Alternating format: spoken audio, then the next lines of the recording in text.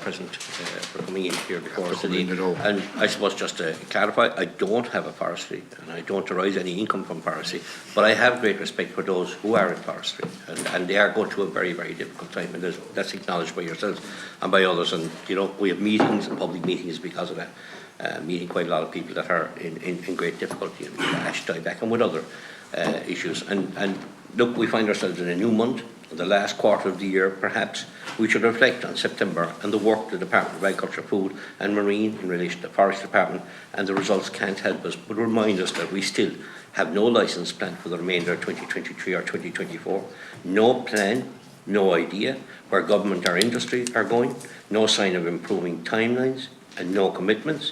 If we submit an afforestation application today, that's what's the expected time frame for a decision. The system is still dysfunctional, despite being in crisis for over 6 years now. What changes have been made? Have the government designed an afforestation programme capable of stimulating farmers to engage and meet the 8,000 hectare target? We think not. Even if they had, is there capacity within the department to issue enough licences to meet the 8,000 hectares? Definitely not, if you consider that only 2,620 hectares worth of licences were issued up to September by a department of 179 permanent staff workers in the Forestry Division. So I have a few questions, please, Ministers. What is the actual afforestation required annually to achieve carbon net zero in agriculture by 2050? Is it the 8,000 hectares or the 18,000 hectares as detailed in the economics of afforestation and management in Ireland by Professor Cahill O'Donoghue, published in 2022? If it is the 8,000 hectares, how was that figure calculated? The department's own research body, COFORD, previously advised that 16,000 hectares were required.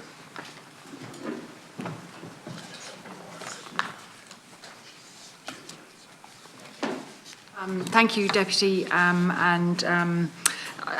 In relation to the, as you know, the Climate Action Plan commitment is 8,000 hectares per year.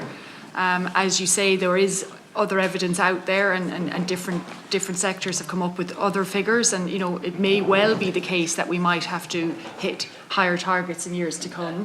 But I think at the moment we're focused on hitting the 8,000 hectares per year.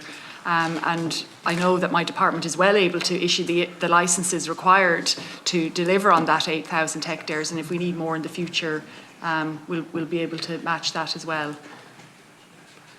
So is it the 8,000 or is it the 16,000 hectares as was advised you? Have you any exact figure?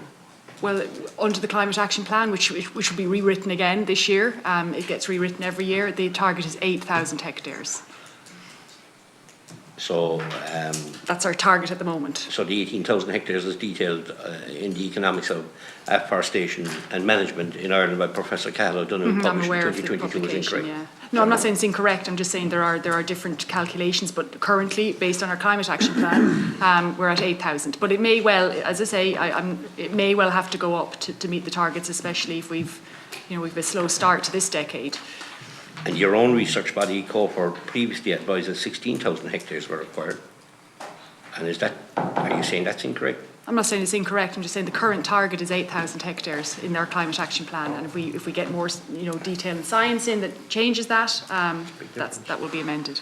Okay. Does the Minister accept? Do you accept that the afforestation programme will now fail due to the upfront costs associated with applications, and how will that issue be addressed, Minister?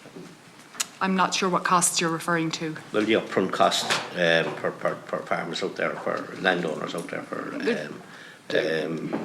I'm not aware of any upfront costs. We have provided for environmental grant payments.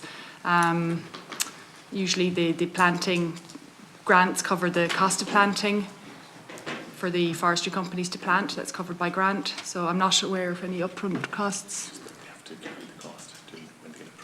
Until they get approved, if they've paid for their... Yeah, okay, there may be some associated costs that they may have to carry until the grant is approved, but that would be not dissimilar to other schemes, like you have to buy your TAMS item and you claim back the money.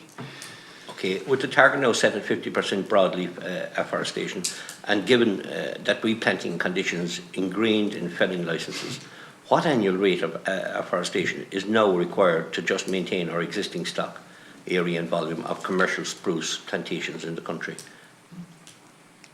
Replanting obligation. Well, there is a replanting obligation, so anything that is felled, you have to replant, so there will be a continuity of supply in that sense.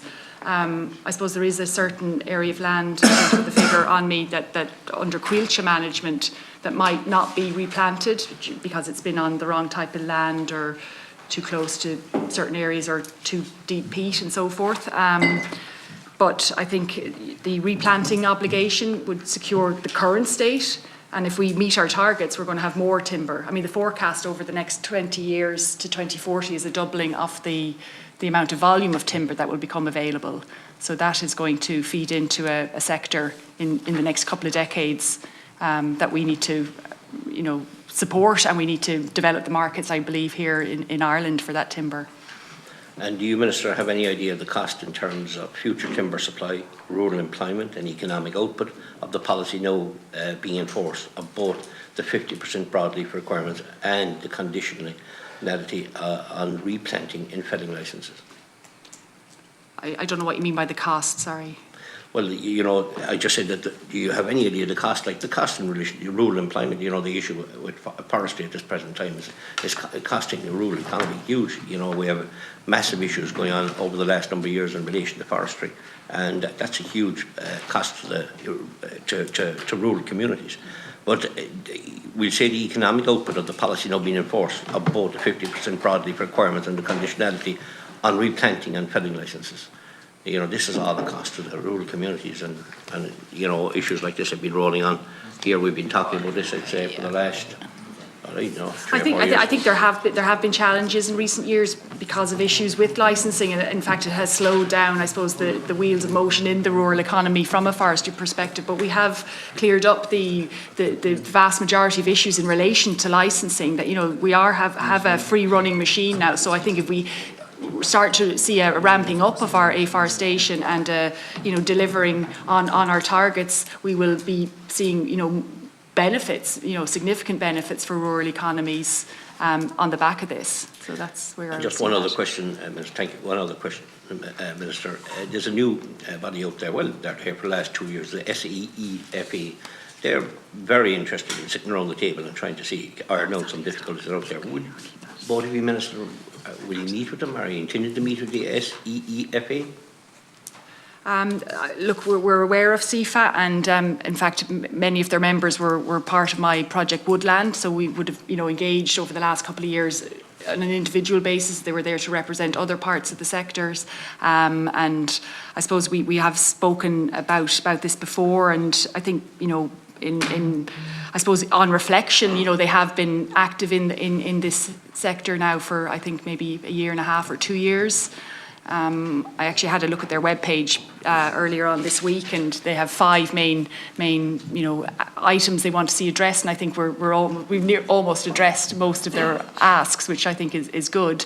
But I think, as I say, on reflection, they have been a constant there. So look, it is something I can look into. Maybe have a meeting with them at some stage soon. Yeah. Okay. Thank you. Thank you.